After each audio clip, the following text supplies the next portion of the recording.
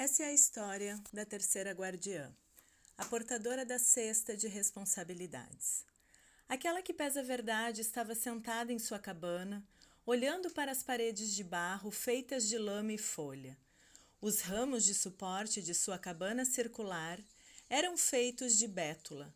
Aqui e ali, um pedaço perdido da casca da árvore branca capturava o reflexo do rosto redondo da avó-lua, enquanto a luz era filtrada pela abertura para a saída da fumaça no centro do teto circular da cabana.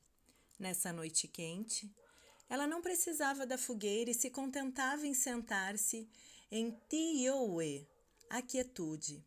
Era reconfortante saber que poderia invocar a medicina da bétula para descobrir a verdade ali, na quietude de seu coração. O espírito da coruja da neve estava com ela essa noite, enquanto ela tomava uma decisão a respeito da justiça. Um dos pedaços brancos fantasmagóricos da casca de bétula parecia refletir a imagem da coruja no espaço circular de sua cabana. Aquela que pesa a verdade era consolidada pela medicina da coruja, da neve, que lhe ajudava a eliminar mentiras e enganos. A coruja era uma guardiã da sabedoria. Seu espírito lhe acompanhava desde seus primeiros dias de sua caminhada na terra, ganhando a sua confiança e amizade através de provações, desafios e tribulações que juntas compartilharam. Nessa noite de verão, durante a lua, aquela que pesa a verdade era confrontada com uma situação que testaria todas as suas habilidades para que a justiça fosse encontrada. Duas mulheres da tribo tinham ido buscá-la 5 dias atrás para pedir um julgamento. Água Corrente acusava Ganso Azul de levar mais do que sua cota da cabana de comida comunitária. Ganso Azul acusava Água Corrente de ser intrometida, espalhar boatos e não conseguir manter os olhos e ouvidos longe do espaço sagrado dos outros. Aquela que pesa a verdade tinha ponderado por 4 dias e noites o necessário para ela absorver a situação. Com o nascer do avô-sol, a mãe do clã emitiria sua decisão na frente do conselho tribal.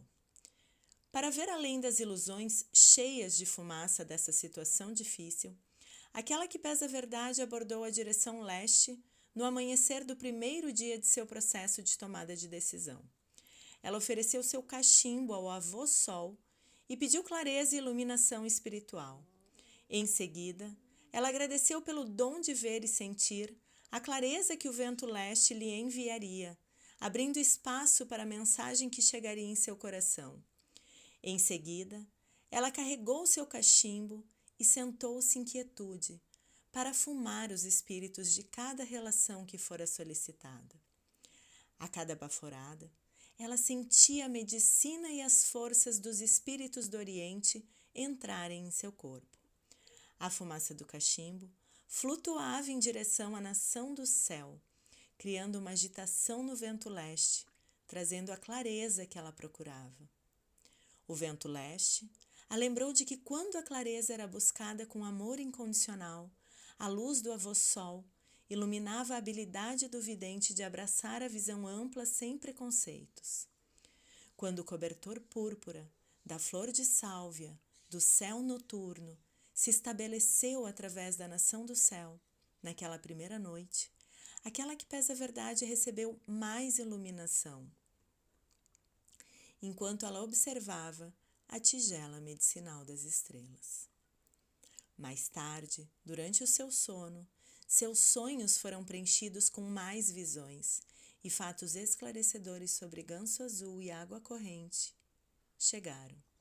Durante o amanhecer do próximo dia, ela repetiu seu sinal, convidando os espíritos do sul a mostrarem no que ela podia confiar sobre a situação e as mulheres envolvidas. Naquela noite, mais uma vez, ela observou o céu noturno em busca de presságios e sinais. Seus professores falaram-lhe das lições de inocência e humildade que precisavam ser aprendidas nesse assunto. Quando amanheceu no terceiro dia, aquela que pesa a verdade levou seu cachimbo para o cume da montanha sagrada, repetindo sua cerimônia de chamada do espírito. Dessa vez, ela invocou o vento oeste, pedindo forças para entrar e buscar as respostas que trouxessem uma compreensão mais completa dos presságios que ela tinha visto e das mensagens que ela tinha recebido. O vento oeste foi convidado a mostrar como a decisão daquela que pesa a verdade afetaria o futuro das duas mulheres, sua tribo e as gerações ainda por nascer. Naquela noite que se seguiu, aquela que pesa a verdade recebeu novamente as respostas que ela buscava, durante a sua observação do céu noturno e em seus sonhos durante o sono. A quarta madrugada trouxe a cerimônia de chamada do espírito do vento do norte, e aquela que pesa a verdade ficou na borda do cume da montanha sagrada, pedindo sabedoria. A gratidão que sentiu pelas respostas já recebidas foi enviada ao grande mistério, ao mesmo tempo que agregava o seu agradecimento pela sabedoria por vir. Aquela que pesa a verdade pediu que a cura viesse a todos os interessados e que a bondade da lei divina encontrada nessa lição enriquecesse a vida de todos os observadores. Em seguida, agradeceu a oportunidade que essa situação lhe proporcionava de desenvolver ainda mais suas próprias habilidades de aceitar a verdade em si mesma e nos outros. Aquela que pesa a verdade sentou-se em sua cabana, refletindo sobre os sinais que ela havia encontrado na tigela medicinal das estrelas do céu noturno nessa noite e todas as mensagens dos últimos 4 dias e noites. Ela chamou o espírito da coruja da neve que guardava a direção superior de seu espaço sagrado e pediu que seu espírito se manifestasse na cabana. Então, ela chamou Doninha, que guardava a direção abaixo de seu espaço sagrado. Por último, ela chamou o corvo, o guardião da lei divina, que era o protetor da direção interna de seu coração. No silêncio, com a visão noturna, ela sentou-se na escuridão, com os olhos bem abertos, e esperou. Ela viu sair um espírito e pousar no galho que se projetava das paredes de barro. Vários galhos foram inseridos nas paredes de barro da cabana, criando ganchos para pendurar utensílios domésticos, peneiras, bolsas com comida seca e sacos medicinais. A coruja empoleirou-se, piou uma saudação e esperou que os outros espíritos totem chegassem. A Doninha tomou seu lugar no topo de um toco que a mãe do clã usava como mesa e silenciosamente a cumprimentou com um aceno de cabeça. O espírito do corvo entrou pela abertura no topo da cabana, empoleirando-se em um galho do outro lado da coruja da neve. Corvo grasnou uma saudação, sinalizando que os 4 amigos estavam todos presentes e prontos para começar a reunião. Aquela que pesa a verdade agradeceu aos espíritos do totem que vieram ajudá-la a tomar sua decisão final sobre água corrente e ganso azul. Ela mostrou aos totens o respeito que nutria por suas sabedorias, oferecendo a cada um as palmas das mãos estendidas, sinalizando através da linguagem de sinais que estava grata e disposta a receber seus conselhos. O corvo começou lembrando a todos os presentes que a lei divina era o equilíbrio encontrado em todas as partes naturais da criação do grande mistério e não nas leis feitas pela humanidade. Juntos, esses 4 amigos teriam que encontrar as respostas que preservariam a justiça da lei divina, bem como a equidade que traria equilíbrio para a vida de todos os envolvidos. O corvo pediu a Doninha para descobrir a verdade.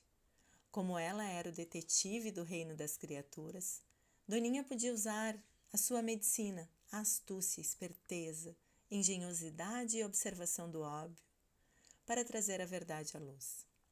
Corvo pediu à coruja para usar sua medicina da sabedoria, discernimento e percepção para ajudar o grupo a ver toda a verdade. O chamado natural da coruja, na natureza, sempre pergunta: quem? Mas ela invariavelmente descobria as respostas para onde, quando, como, por quê e o que. Coruja da Neve era capaz de encontrar respostas para todas as perguntas, porque ela podia facilmente identificar a diferença entre uma verdade, uma meia-verdade e uma mentira. O tempo passava, enquanto os 4 amigos consideravam a intrigante questão de como a justiça seria melhor servida. Aquela que pesa a verdade e os espíritos totens mergulharam na escuridão quando todos os fatos foram resolvidos, permitindo que ela ficasse mais uma vez sentada na imobilidade. Ela então posicionou seu corpo como grande lagarto chamado crocodilo, a fim de usar sua medicina para digerir e assimilar a verdade. Como grande lagarto dos rios, ela digeria seus pensamentos abaixo das águas de seus sentimentos pessoais e ingeria cada pedacinho da verdade para integrar tudo o que havia aprendido. Enquanto a mãe do clã descansava de bruços em suas vestes de dormir, ela enviava seu cordão umbilical espiritual ao umbigo do corpo da Mãe Terra. As fibras de luz que compunham o cordão umbilical enviavam um fluxo de calor para seu corpo, das profundezas da terra, enquanto ela sonhava com várias soluções, pois nada era apenas claro ou escuro, preto ou branco. Enquanto cavalgava pelo sonho, ela passava por planícies de gramíneas douradas varridas pelo vento e árvores em forma de cogumelos, cujos galhos formavam silhuetas em forma de cúpula contra o horizonte.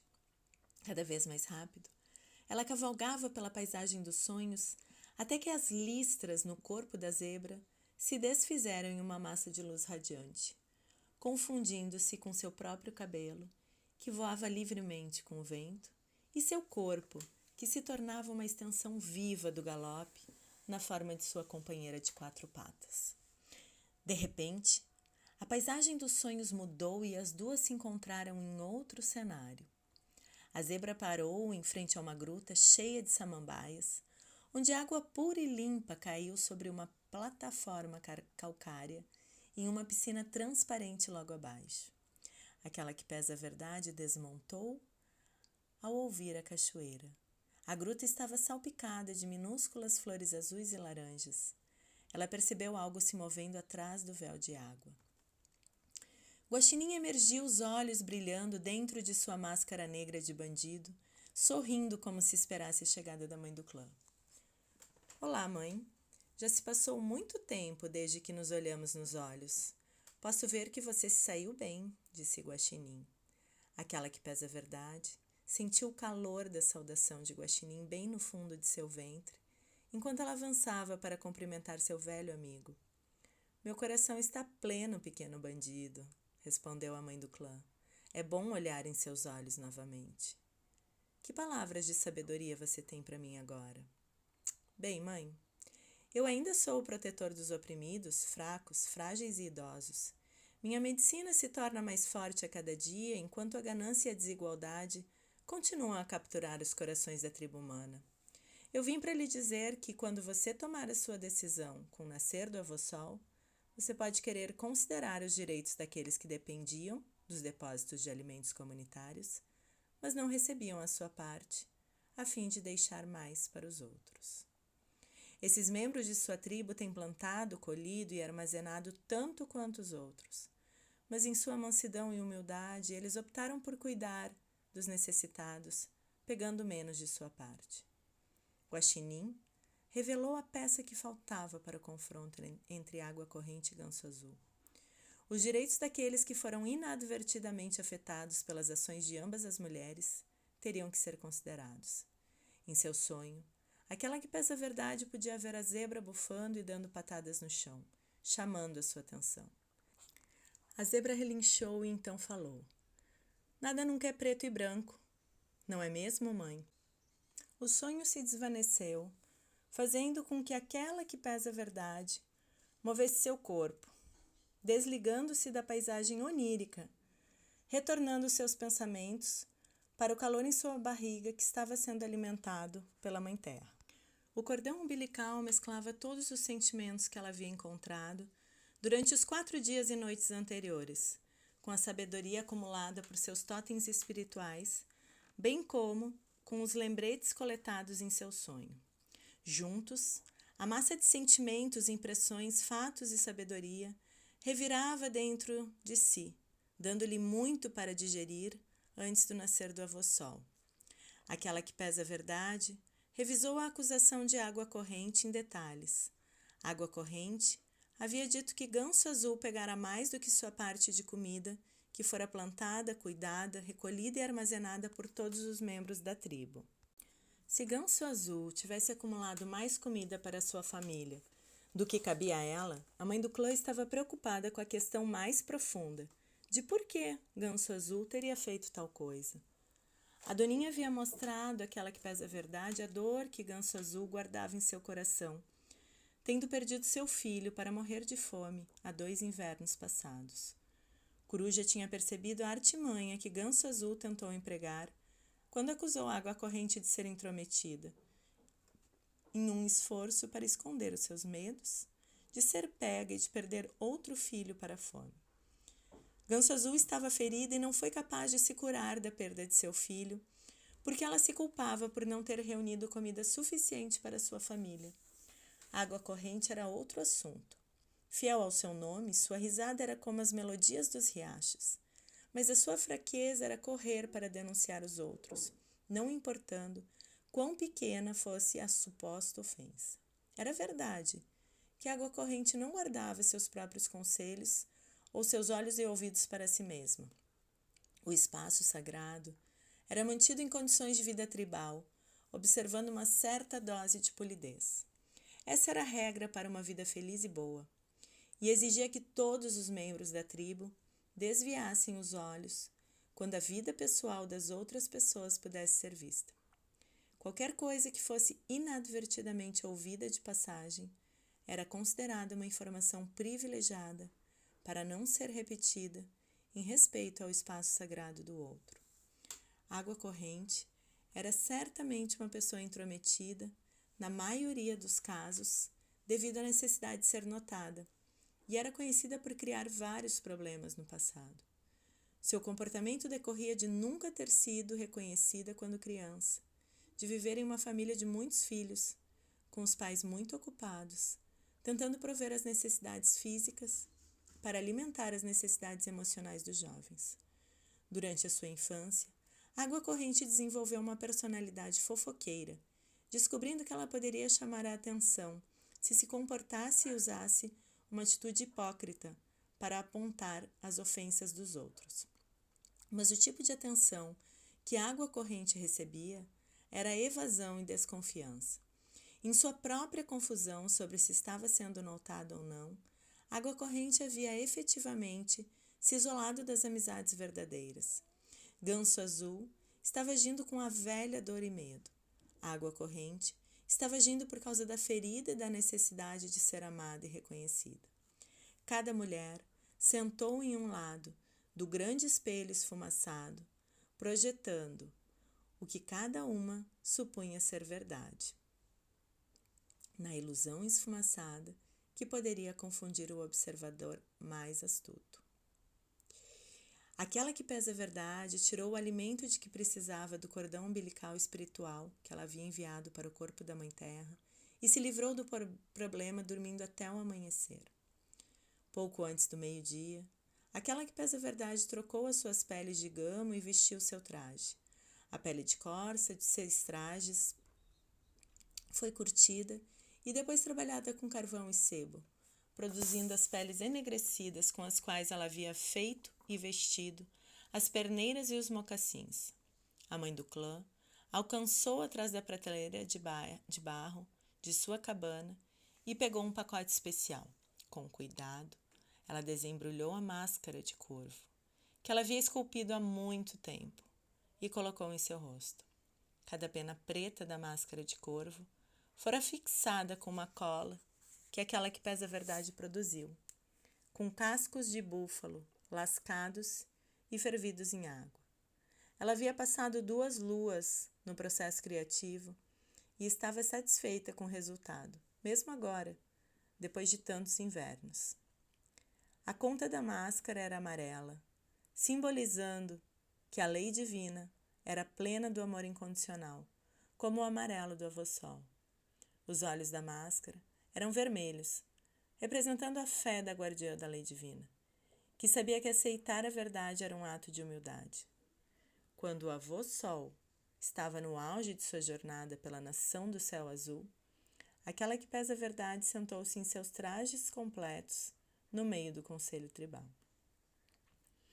Água Corrente e Ganso Azul estavam sentadas em frente à mãe do clã, cercada pelos anciões que compunham os guardiões da sabedoria da tribo. Além desse círculo estavam todos os outros membros da tribo, silenciosamente esperando o início dos procedimentos. As palavras de agradecimento foram ditas por aquela que pesa a verdade, agradecendo pela oportunidade de partilha e cura apresentada na situação em questão. Em seguida, passou-se a queima de capim doce, para que a fumaça limpasse qualquer amargura ou negatividade que o grupo pudesse usar contra as 2 mulheres que pediam justiça. Aquela que pesa a verdade começou dizendo: eu tomei uma decisão nesse assunto depois de 4 dias e 4 noites, exigidos pela lei tribal, para realizar a minha tarefa de uma boa maneira. Consultei os espíritos totem, a tigela medicinal estrelada do céu noturno, os 4 ventos da mudança, os ancestrais, os 4 chefes do clã do ar, terra, água e fogo, e o grande mistério. Fui alimentada pela Mãe Terra e abençoada pelo Pai Céu. Eu vi o coração dessas 2 mulheres e encontrei a solução que considero necessária para trazer a cura e o equilíbrio de volta à nossa tribo. Ganso Azul levou mais do que a sua cota de nossos estoques de comida, porque ela estava com medo de perder outro filho para a fome. Ela carrega o sentimento de uma mãe que se sentiu culpada quando a morte levou o seu bebê. Embora ela fosse movida pela vergonha e medo, esse foi um comportamento egoísta, que não considerou os direitos daqueles que trabalharam igualmente duro para criar as reservas de inverno, das quais todos dependiam.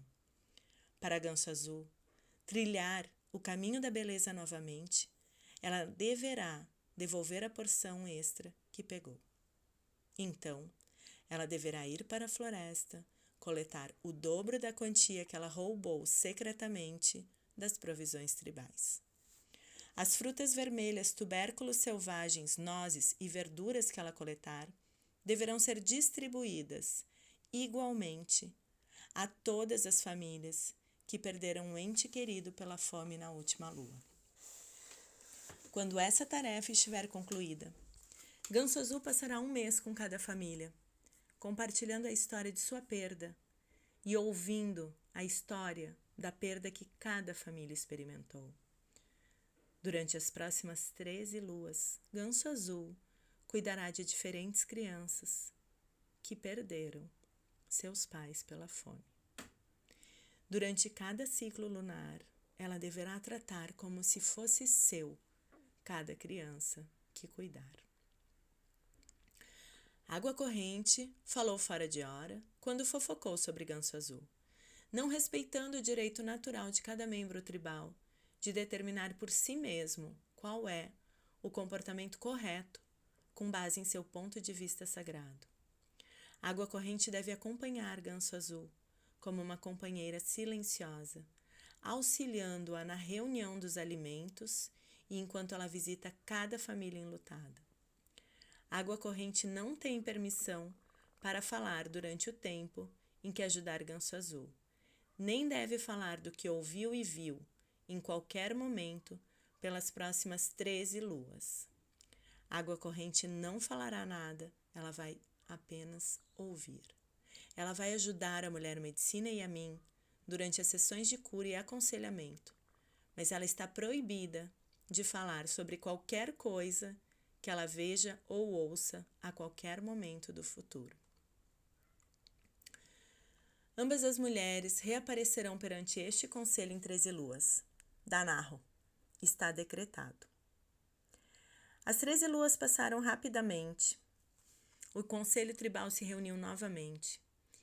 E aquela que pesa a verdade sentou-se com trajes de corvo no centro do círculo, pedindo a Ganso Azul para falar sobre o que tinha aprendido em sua jornada de cura. Aprendi que todos os membros dessa tribo sofreram perdas, mãe. Compartilhei minha dor e a deles igualmente. E percebi que trabalhamos juntos por uma razão: união. Compartilhar e cuidar uns dos outros é a força que nos une como um. Abandonei meu medo da escassez e descobri que a fé antes me iludia. Não tenho mais medo de envelhecer sozinha se meus filhos morrerem, viajando para o mundo espiritual. Fiz as pazes comigo mesma e não carrego mais a culpa ou a vergonha que obscurecia minha compreensão. Estendi minha família além dos limites dos parentes de sangue e amei todas as crianças que precisavam de mim.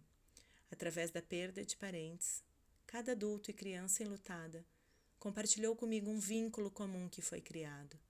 Deixando de lado nossas tristezas, encontramos a alegria, conforto e compreensão da companhia uns dos outros. Aquela que pesa a verdade agradeceu a Ganso Azul e pediu a água corrente que falasse das lições que aprendera nas últimas 13 luas. A água corrente não falava desde a última vez que enfrentou o conselho tribal, e seu desconforto era aparente. Ela lutou para conseguir que uma palavra áspera escapasse de sua garganta, mas foi em vão. Alguns momentos se passaram enquanto ela tentava novamente, enfim, encontrando sua voz. Essas 13 luas mudaram minha atitude, meu caminho, minha compreensão e meu senso de identidade. Eu quero expressar minha gratidão a você, mãe, ao ouvir as histórias de outras pessoas. Eu vi e ouvi a história de minha própria passagem, da ferida para a cura. Aprendi gentileza e compaixão por mim mesma, sendo atenciosa e nutritiva para com os outros. Agora entendo a loucura de minha necessidade anterior de ser reconhecida como uma pessoa de valor. Eu me sentia inútil, porque nunca tinha visto meu próprio potencial e talentos. Só tinha experimentado a voz crítica em minha cabeça, que me dizia que eu nunca era boa o suficiente. Por acreditar que não era digna de ser amada, prejudiquei os outros, ao insistir que seguissem um caminho feito das mesmas regras dolorosas que eu havia imposto a mim mesma. Aprendi a ter compaixão com Ganso Azul e outras pessoas que compartilharam a dor em seus corações. Aprendi a superar meu ressentimento com o julgamento que você pronunciou a 13 luas. Tive o privilégio de compartilhar as artes de cura da mulher medicina e sua justiça, bom senso, capacidade de aconselhamento e sabedoria compassiva. Por esses dons e pela cura de meu coração, estou verdadeiramente grata. Aquela que pesa a verdade tinha um coração pleno. Vibrações de celebração e gritos de vitória encheram o ar da manhã, expressando a alegria dos membros tribais. Todos tinham visto as mudanças das duas mulheres e esperavam ansiosamente por esse dia. O caminho da beleza havia sido restaurado, sem punições injustas ou decisões que poderiam separá-los. O equilíbrio da lei divina havia sido servido. Cada mulher aceitou a verdade de suas ações, encontrando maneiras de apoiar e curar a velha dor que havia criado por aquelas trilhas tortuosas. A vida era boa, e a abundância encontrada nessa cuidadosa família tribal estava novamente em equilíbrio. Aquela que pesa a verdade via que Água Corrente e Ganso Azul aprenderam o valor da irmandade, atuando juntas na diversidade. Ambas as mulheres foram forçadas por suas próprias ações a confiar uma na outra, verem suas semelhanças e irem além de seus julgamentos para encontrar um vínculo comum. A partir desse entendimento, uma amizade surgiu, tornando irmãs as antigas inimigas. Água Corrente descobriu a primeira amizade verdadeira de sua vida, e Ganso Azul curou o seu medo de abandono. Aquela que pesa a verdade enviou gratidão ao inesperado, ao grande mistério, pelas lições que aprendeu sobre ser a portadora do cesto das responsabilidades. A mãe do clã não se sentia mais sobrecarregada por seu papel de distribuir justiça.